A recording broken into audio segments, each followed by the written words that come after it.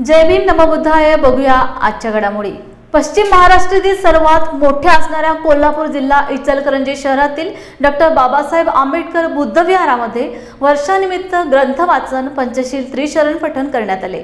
भंते विनय बोधी यांच्या मार्गदर्शनाखाली गेली 70 दिवस हे ग्रंथ वाचन अखंडपणे चालू आहे। यावेळी रिपब्लिकन पक्षाचे जिल्हा उपाध्यक्ष दीपक भोसले, बौद्धाचार्य अनिल कांबळे, राजा कांबळे तसेच महिला उपस्थित होत्या। आमचे गुरुवारी एस व्ही कांबळे सर 2001 पासून यांच्या मार्गदर्शनाखाली आम्ही धम्मसंस्कार ग्रहण केलं आणि त्याचा परिपाक म्हणून गेल्या वर्षीच मी चिवर परिधान केलं आणि त्याचा पहिलाच हा माझा वर्षावास आहे आणि हा वर्षावासाला सर्व भिक्खू संघातर्फे माझ्या हार्दिक शुभेच्छा देतो। पश्चिम महाराष्ट्रातील एकमेव बौद्ध विहार बोधिसत्व डॉक्टर बाबासाहेब आंबेडकर बौद्ध विहार या ठिकाणी गेली 10 वर्ष वर्षावासाचं नियोजन आपण सर्व बौद्ध बांधव भगिनी या ठिकाणी करत आहोत आणि आज 69वा दिवस आहे आणि त्यानिमित्तानं आज वर्षावास सांगताची बैठक आपण या ठिकाणी बोलवली आहे।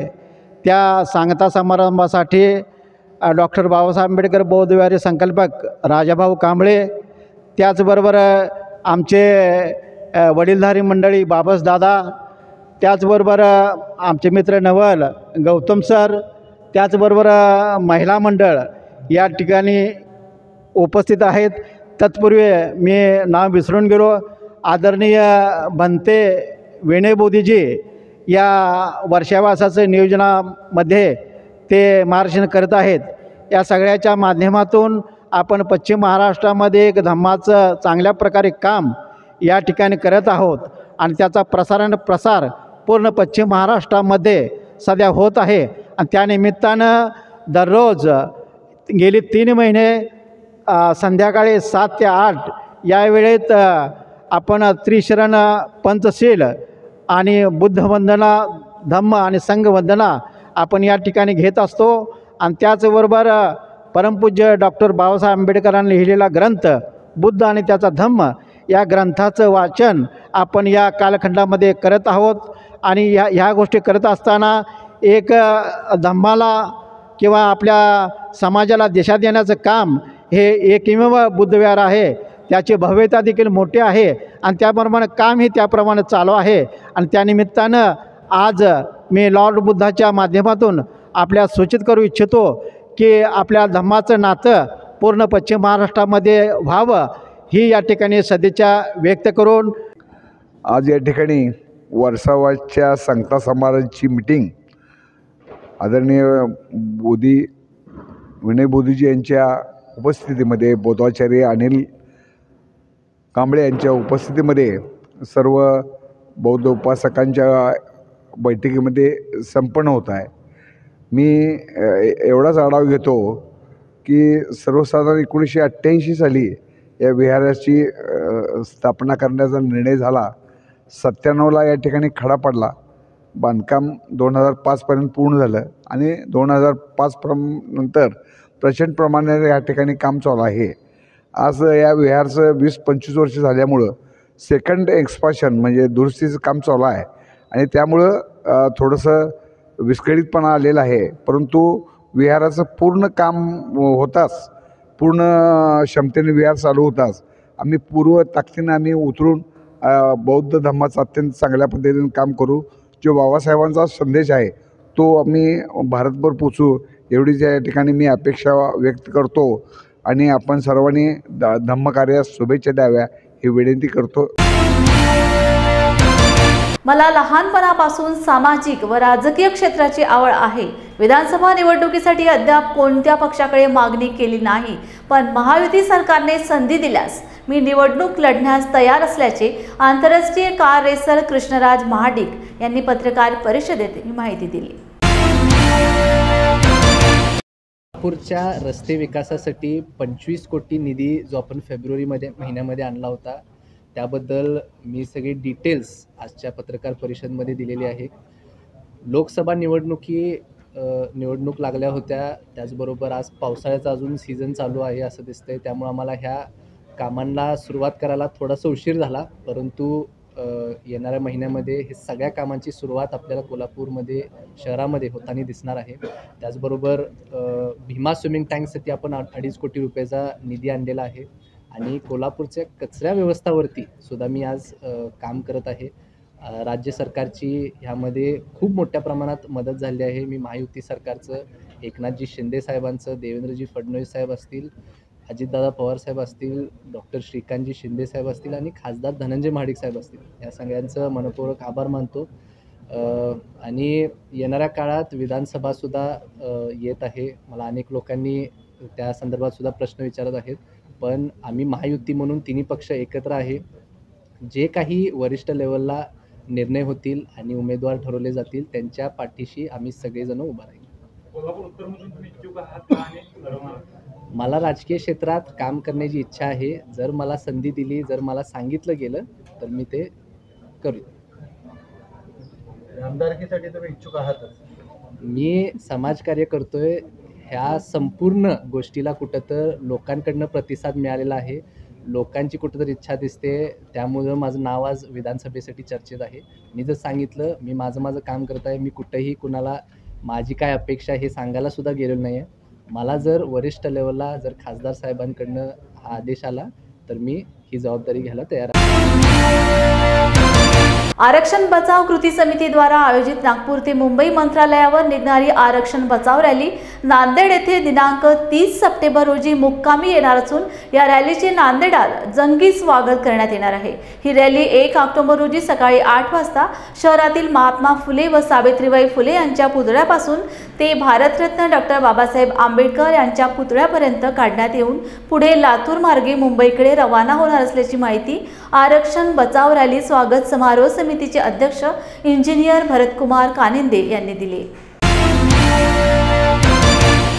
जी रॅली आज शांतीभूमीतून क्रांतीभूमीकडे चालली, म्हणजे दीक्षाभूमीतून चैत्यभूमीकडे जी चाललेली आहे, त्याचा अतिशय मोठ्या प्रमाणामध्ये नांदेडमध्ये तयारी झालेली आहे. सर्व जाती धर्माची लोक आणि विशेष करून बहुजन समाजाची लोक येणाऱ्या या रॅलीचं स्वागत करणार आहेत. महात्मा फुले पुतळ्यापुढे सकाळी 8 वाजता हजारो लाखो लोक त्या ठिकाणी जमा होणार आहेत आणि ही रॅली आणि जे संविधानावर जो घाला झालेला आहे आणि त्या घाल्याचं खरंच विरोधात आणि नेतृत्व उद्याचं आहे की नाही भविष्यामध्ये आहे की नाही करण्यासाठी या रॅलीचं आयोजन आहे. आम्ही नांदेडवाले आहे की नाही तयार आहोत. नांदेडमधून ज्या ज्या जिल्ह्यातून ती रॅली चालली त्या बी जिल्ह्यातले आम्हाला वारंवार फोन यायलेत की त्यांच्या पण जिल्ह्यामध्ये आहे की नाही खूप मोठी एक तयारी झालेली आहे आणि अतिशय चांगली आहे रॅली ही आणि आंबेडकरवादी आहे आणि आंबेडकर की जय हो हा सगळा देश आज आहे की नाही बोलतोय. संविधान की जय हो हा सगळा देश आज बोलतोय. जय भीम जय भारत. भारतीय राज्यघटनेवर प्रत्यक्ष आघात झालेला आहे. आरक्षण हे निमित्त मात्र आहे. सर्वोच्च न्यायालयाने दिलेला निर्णय 1 तारखेचा हा या राज्यघटनेला छेद देणारा आहे. म्हणून अरुण गाडे यांच्या नेतृत्वाखाली चैत्यभूमी दीक्षाभूमी येथून रॅली निघालेली आहे. ती नांदेडमध्ये 30 तारखेला येईल. त्याचा या ठिकाणी मुक्काम असेल आणि 1 तारखेला इथून नांदेडकर त्यांना समारोप देतील. हा समारोप महात्मा ज्योतिबा फुले यांच्या पुतळ्यापासून डॉक्टर बाबासाहेब आंबेडकर यांच्या पुतळ्यापाशी समारोप होईल. ही रॅली उद्याच्या येणाऱ्या निवडणुकीला सक्षम असा पर्याय देणारी असेल. या निमित्ताने महाराष्ट्रामध्ये हे लोकांना जागृत करण्याचं अभियान आहे. आरक्षण हक्क समितीच्या वतीने हे सगळं जागरण चालू आहे. मी स्वतः इंजिनियर भरतकुमार कानिंदे, माझे सहकारी आदरणीय माधवदादा जमदाडे, काकासाहेब डावरे आणि यशवंतराव थोरात, भारतजी भालेराव साहेब आणि आमचे मार्गदर्शक श्यामजी निलंगेकर. आज आम्ही जी नागपूर इथून अरुणजी गाडे यांच्या नेतृत्वाखाली जी रॅली 24 तारखेला नोव्हेंबर तारखेला निघालेली आहे, त्या रॅलीचं स्वागत आम्ही इथं 1 तारखेला नांदेड या मुक्कामी करणार आहोत. 24 तारखेला निघालेली रॅली, नागपूर इथून निघालेली रॅली इथं जागोजाग महाराष्ट्रामध्ये त्याचं स्वागत होत आहे. कारण सर्व लोक आता जागृत झालेले आहेत. या रॅलीच्या निमित्तानं पूर्ण महाराष्ट्र खवळून निघणार आहे आणि पूर्ण नांदेड जिल्ह्यामध्ये त्या रॅलीच्या तयारीसाठी आम्ही वेगवेगळ्या ठिकाणी बैठकीचे आयोजन केलेलं आहे आणि मोठ्या प्रमाणामध्ये लोक जमणार आहेत। तरी ही रॅली 1 ऑक्टोबर रोजी महात्मा फुलेच्या पुतळ्याजवळ येईल, त्या ठिकाणी तिचं भव्य असं स्वागत करण्यात येईल आणि त्या रॅलीच्या माध्यमातून आम्ही डॉक्टर बाबासाहेब आंबेडकर यांच्या पुतळ्यापर्यंत ती महात्मा फुलेचा पुतळा तो डॉक्टर बाबासाहेब आंबेडकरांचा पुतळा इथपर्यंत ती रॅली चालत राहील। पुन्हा ती रॅली लातूरसाठी मार्गस्थ होणार आहे। लातूरहून पुन्हा ती रॅली चैत्यभूमीमध्ये 3 ऑक्टोबरला तिचा समारोप होणार आहे। तर या रॅलीच्या निमित्तानं या बैठकांचं आमचं आयोजन आहे।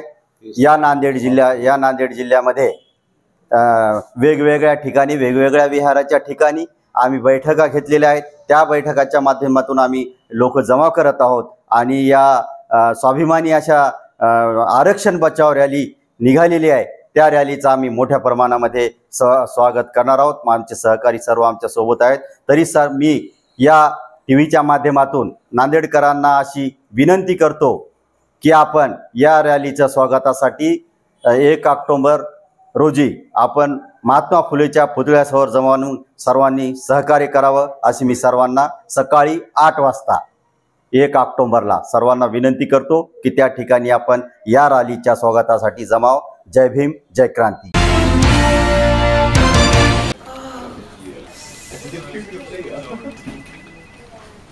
बॉस ने मीटिंग बुलाई। क्या यार, आदमी की तकलीफ को तो समझो। बाहर बाहर उठो बैठो।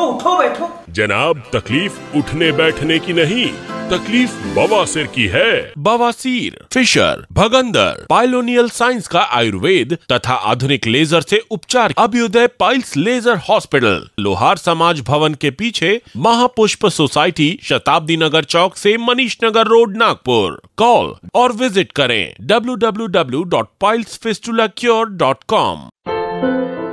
क्या हुआ बहू? माँ, पाइल्स की बहुत तकलीफ हो रही है। तो तुम गुदरोग सर्जन के पास क्यों नहीं गई? देखो, जैसे हार्ट के लिए हार्ट स्पेशलिस्ट, ब्रेन के लिए ब्रेन स्पेशलिस्ट, तो पाइल्स के लिए पाइल्स स्पेशलिस्ट क्यों नहीं? स्त्री हो या पुरुष, टॉयलेट में तकलीफ केवल पाइल्स ही नहीं, और भी कई प्रकार के गुदरोग तथा कैंसर भी हो सकता है। इसीलिए इसकी प्रत्यक्ष जांच जरूरी है। ठीक है माँ, पर जांच के लिए हम जाएंगे कहाँ? वही काले आयुर्वेदिक पाइल्स हॉस्पिटल में। लेकिन माँ, प्रेगनेंसी में पाइल्स की दवाइयाँ? प्रेगनेंसी में आयुर्वेदिक दवाइयाँ सुरक्षित होती है। जनहित में जारी काले आयुर्वेदिक पाइल्स हॉस्पिटल, औषधि चिकित्सा तथा सर्जरी ट्रीटमेंट उपलब्ध। हमारा पता उमरेड रोड, दिघौरी बस स्टॉप के पास, नागपुर। अधिक जानकारी के लिए वेबसाइट पर जाएं kalepailshospital.com। विदर्भावर सतत अन्याय करणाऱ्या नागपूर कराराची होळी दरवर्षीप्रमाणे याही वर्षी विदर्भ राज्य आंदोलन समितीने 28 सप्टेंबरला संपूर्ण विदर्भातील जिल्हा तसेच तालुका पातळीवर करण्यात आली। याच अनुषंगाने आज व्हरायटी चौक नागपूर व कामठी येथे जयस्तंभ चौक येथे जळाला रे जळाला नागपूर करार जळाला म्हणत नागपूर कराराची होळी केली। स्वतंत्र विदर्भ राज्य निर्माण झालं पाहिजे, त्याकरता विदर्भ राज्य आंदोलन समिती सातत्याने लढा देत आहे। 28 सप्टेंबर 1953ला जो नागपूर करार झाला, तो नागपूर करार विदर्भाच्या जनतेकरता फसवणूक करण्याचा करार झाला। त्या माध्यमातून ज्या 11 कलमा झाल्या होत्या, त्या 11 कलमापैकी एकही कलमाचं इथे पालन झालं नाही। त्यामुळे आज विदर्भाच्या जनतेचा बॅकलॉग निर्माण झाला। विदर्भाच्या जनतेसाठी जे अधिवेशन इथं भरवले जाते, त्या अधिवेशनाची विदर्भाची चर्चा होत नाही।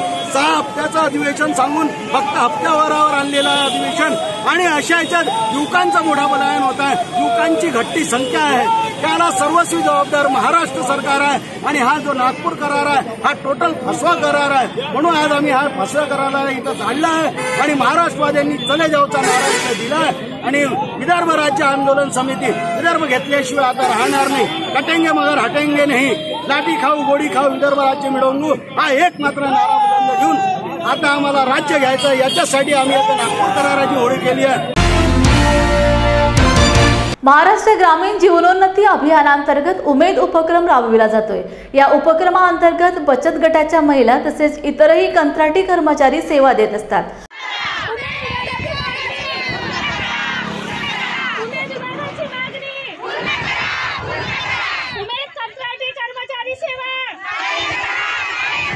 उमेद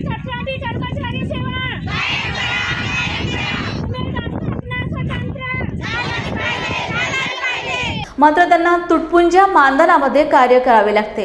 त्याकरिता शासकीय सेवेत समाविष्ट करून घेणे व मानधनात वाढ करण्यात यावी असे अनेक वेळा निवेदन देऊन झाले, मात्र तरी देखील शासनाने त्यांच्या मागण्यांची दखल न घेतल्याने अखेर एक दिवसीय आंदोलनाचा पवित्रा घेतला असून आज गोंदियाच्या जिल्हा परिषदेसमोर एक दिवसीय धरणे आंदोलनात शेकडो कंत्राटी कर्मचारी सहभागी झाले व शासकीय सेवेत सामावून घेण्याची मागणी यावेळी करण्यात आली। आम्ही मोर्चा पण काढलेला होता, आम्ही काही मागण्या पण केल्या होत्या, पण त्या आमच्या मागण्या पूर्ण नाही झालेल्या आहेत, म्हणून आम्ही अजून इथं धरणे आंदोलनाला बसलेलो आहोत। आमच्या मागण्या आहेत की आम्हाला शासकीय करा आणि ज्या काही आमच्या मागण्या आहेत आम्ही करून राहिले त्या आमच्या मागण्या पूर्ण करा।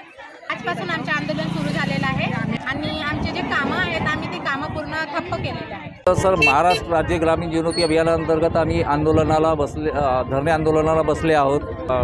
ग्रामविकास विभागाअंतर्गत आमचं विभाग कायमस्वरूपी करावं आणि तेथील जे कार्यरत कंत्राटी कर्मचारी आहेत त्यांना शासन सेवेत समाविष्ट करून घेण्याबाबत आम्ही जुलै महिन्यामध्ये आझाद मैदान मुंबई येथे आंदोलन केलं होतं। त्या आंदोलनामध्ये आम्हाला शासनानं आश्वासन दिलं होतं की आम्ही तुमच्या मागण्यांचा विचार करू म्हणून, पण आज 70 ते 75 दिवस होऊनसुद्धा शासनानं त्यावर काही विचार केलेला नाही आहे।